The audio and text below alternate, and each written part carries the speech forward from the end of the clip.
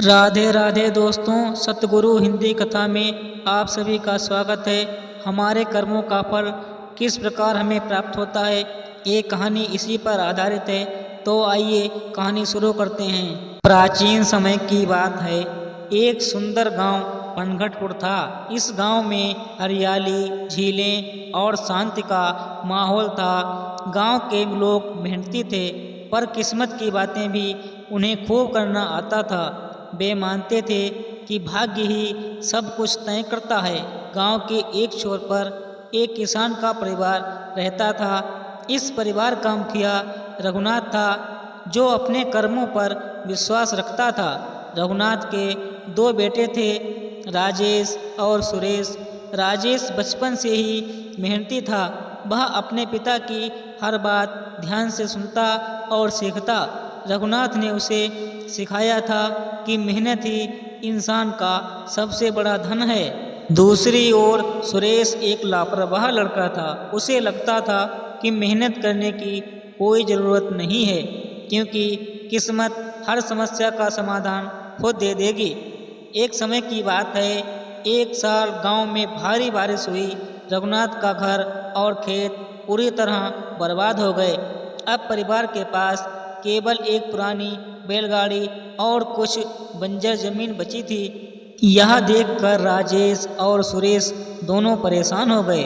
रघुनाथ ने कहा, बेटा, हमारा सब कुछ खत्म हो गया है, लेकिन हमारी मेहनत और संकल्प अब भी हमारे साथ है। राजेश ने अपने पिता की बात मानी और खेत में काम करना शुरू कर दिया। उसने दिन रात मेहनत की, बंजर जमीन को उपजाऊ बनाने की कोशिश की। वह हर सुबह उठता और देर रात तक काम करता। सुरेश, जो हमेशा किस्मत के भरोसे था, यह देखकर हंसता और कहता, भैया, इतनी मेहनत मत करो। किस्मत जब हमारा साथ देगी तो बिना कुछ किए ही सब कुछ ठीक हो जाएगा। मैं देखता हूँ कि मेरी किस्मत कैसे मुझे बड़ा आदमी बनाती है। एक दिन गांव में एक संत पहुँचे। उनकी ख्याति थी कि वे इंसानों की समस्याओं का समाधान करते हैं। लोग उन्हें देखने के लिए उमड़ पड़े। राजेश और सुरेश भी संत के पास पहुँचे।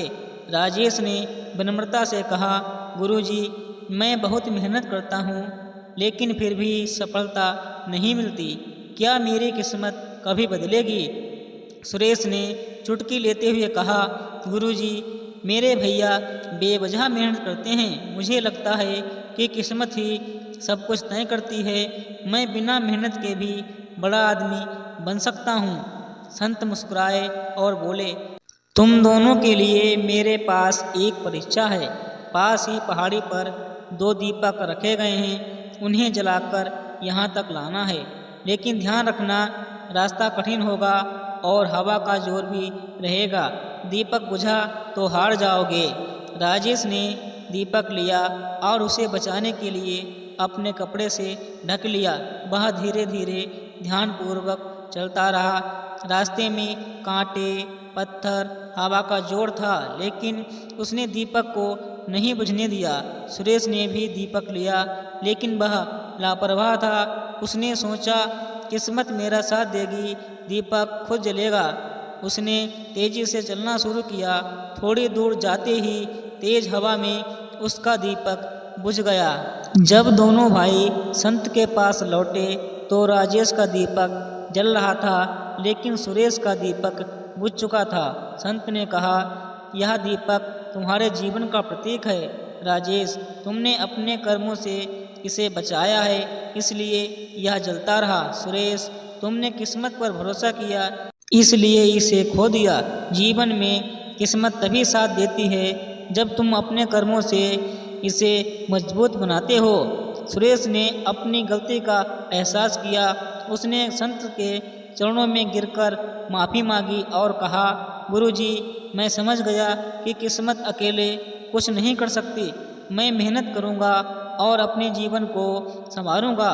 उस दिन के बाद सुरेश ने भी राजेश के साथ खेतों में काम करना शुरू कर दिया। धीरे धीरे उसकी मेहनत रंग लाई। बंजर जमीन उपजाऊ हो गई। दोनों भाइयों की किस्मत बदल गई। इस कहानी से हमें यह सीख मिलती है कि किस्मत और मेहनत एक ही सिक्के के दो पहलू हैं। किस्मत मौका देती है, लेकिन उसे साकार करने के लिए कर्म आवश्यक है। धैर्य, संकल्प और मेहनत से ही इंसान अपनी जिंदगी को बदल सकता है। सुरेश ने संत की बात मानी और मेहनत करना शुरू कर दिया। तभी उसकी किस्मत उसका साथ देने लगी और दोनों भाइयों की किस्मत बदल गई। हमें अपनी ज़िंदगी में मेहनत करनी चाहिए। हम मेहनत करेंगे तभी हमारी किस्मत हमारा साथ देगी। राधे राधे दोस्तों।